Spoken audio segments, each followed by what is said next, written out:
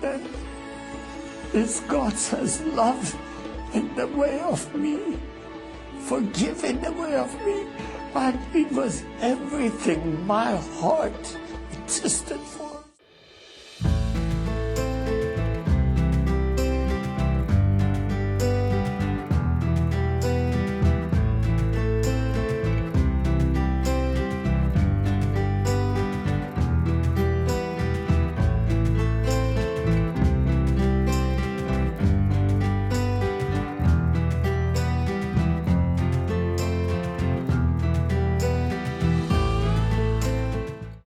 I was born in the southern part of Iran, a city called Abadan, born in a Muslim family, Shiite Muslim family.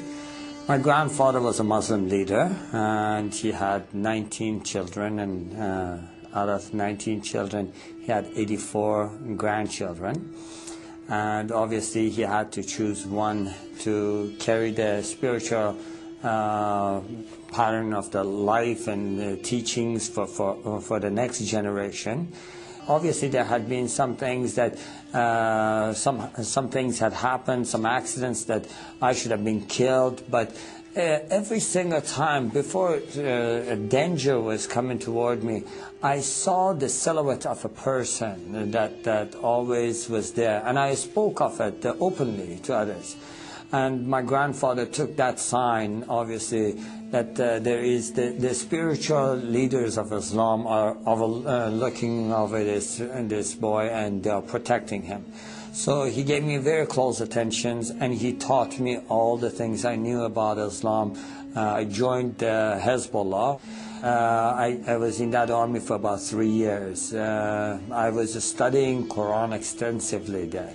Actually, I sowed this seed in my heart that I should share Islam with the poor, misled Christians that have gone astray, and obviously remind and be a spiritual leader to our family outside Iran.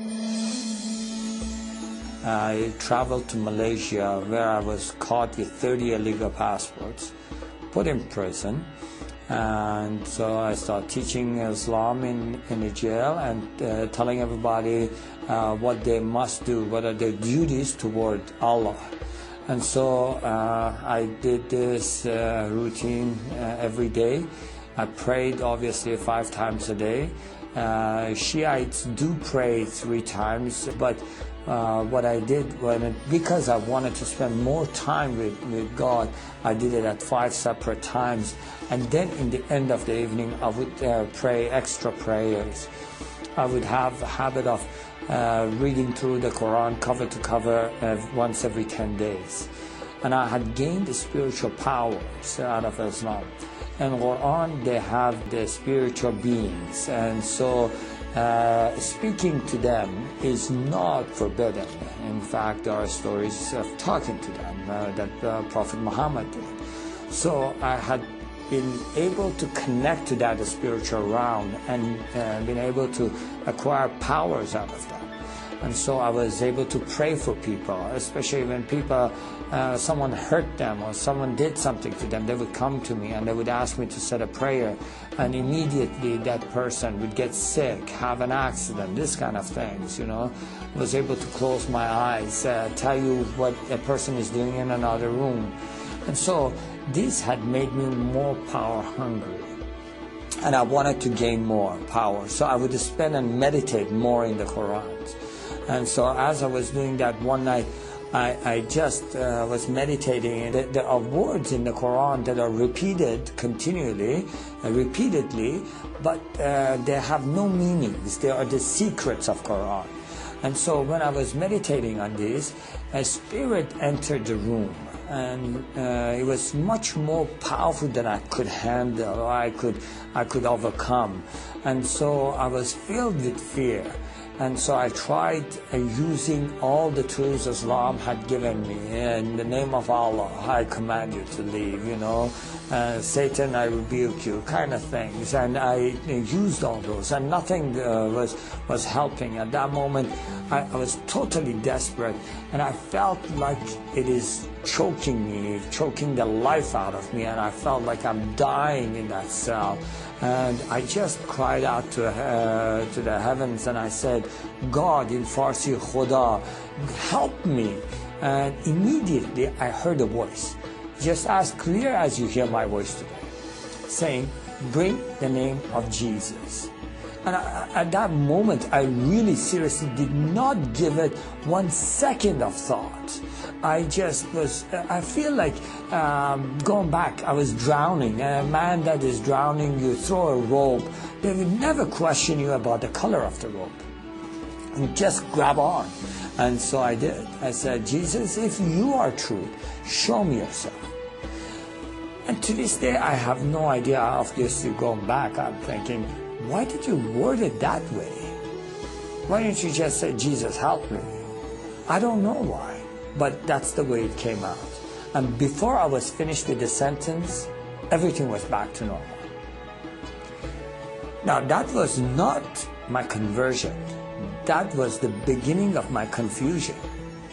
Why would Jesus help a Muslim? Now, I had done everything in my power to be a good Muslim. I had already tried to go and commit myself to, in the way of Allah and be a martyr for Him, walking on the mines. And so the government of Iran is used to issue the people that are fadai, or the ones that are willing to give themselves, to sacrifice themselves, a special Quran that had the stamp of the government. That I had participated in the executions by hanging. I had done everything that I thought I must do against the infidels, and anything and everything I must do to share Allah with others. So I knew that something is wrong, and that was not because I doubted Allah or doubted Islam or anything. I fully believed, and I didn't know what that is, and it just confused me. And so I tried to just forget about it, But that question, why would Jesus help a Muslim? Why would Jesus help a Muslim? That would just keep coming at me. I believe in Muhammad, the last prophet, I would think, the perfect religion. Why would Jesus come to help me? And so that 2 weeks period, I just got really confused, and I said, okay, I'm going to pray and fast and ask God Himself to show me the path. Obviously, I thought at that moment, and there are verses and things taught in the Quran that says the ways of Allah are many, and no matter what part of the mountain you climb, you always come to the same mountain top. And I thought, maybe that is what God is, and then, no, maybe it is different for God. Maybe God has a specific way for me, and He wants me to follow that specific way. So I thought, I will never find out unless I ask this question. So I did. I prayed and fasted, and from the bottom of my heart, with all my strength, I asked, God, what is it that you want me to do? What way is it that you want me to follow? And so for 2 weeks, I sat in one place and I prayed as many hours as I was awake, and I fasted as many hours as I was awake, and I would just fall asleep literally on that place. I would wake up and I would just pray again and again, asking God, what is the way you want me? After 2 weeks, to no avail, I had no answer. And I really got frustrated. I just thought, forget it, what is this? I have no chance of finding out what He wants. I don't even know if God exists. And I have wasted all my life. I have been afraid all my life, trying to do everything that would please Allah. And now He confuses me. If Allah is all great and He sees the heart, He knew in my heart I love Him. And what matters if I call Him whatever name I call Him? He knows in my heart I love Him.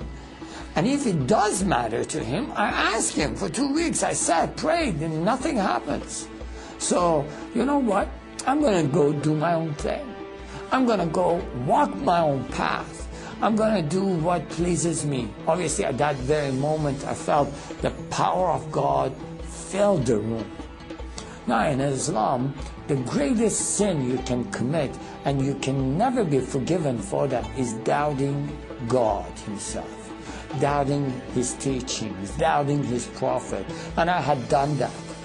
And in Islam, they teach you that Allah never visits, God never visits human beings. And I know against Islam I have committed the greatest sin that can never be forgiven. God's presence is in the room, and I'm confronted immediately with His holiness. All this is happening simultaneously, and I'm confronted with His holiness, which puts this weight of sin upon me. And I know that because He is just, He must kill me. He must wipe me off the face of the earth because I'm so full of sin.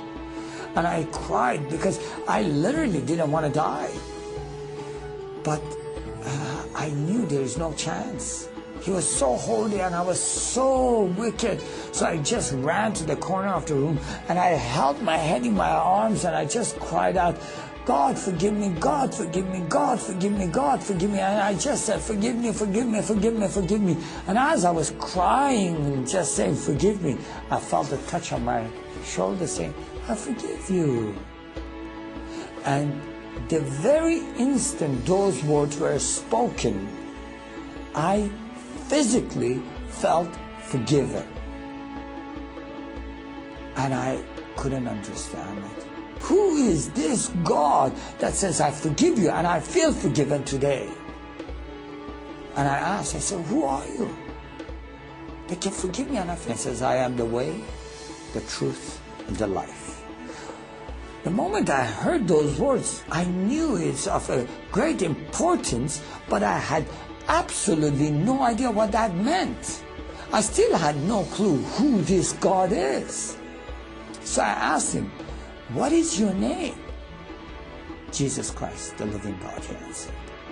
And the moment he spoke those words, it was as if every single bone was taken out of my body and I just fell on my face to the ground and I started weeping in the presence of God. I just wept. I still can't, this 18 years have gone by, but I still can't forget His love, His mercy, and all the I can't forget what it is for me that day. And He just said, I forgive you. I felt forgiven. I fell on my face. I just wept because for many years I had tried to please God, but that wasn't, nothing I had done was pleasing to God. Nothing I had done. It wasn't even the bright God that I had known. I felt so deceived because they told me this is God and He wasn't God. They told me, "Qutulu fi sabilillah," kill in the way of Allah. And then this God says, love in the way of me, forgive in the way of me. And it was everything my heart existed for. Said, yes, this is the truth of God. God is about forgiveness. God is about love.